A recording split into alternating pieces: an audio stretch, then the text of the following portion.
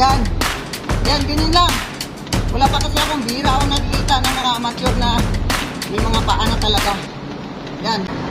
In out. Gawin yung 3 rounds, 5 minutes.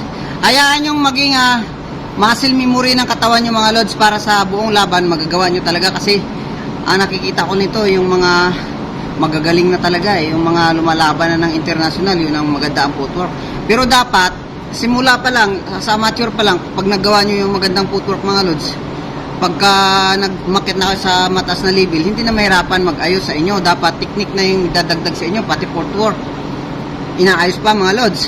Ito, simple lang to, in out lang mga lods. Gawin yung 3 rounds, 5 minutes. Hindi nyo na natatapos ng 3 rounds, paano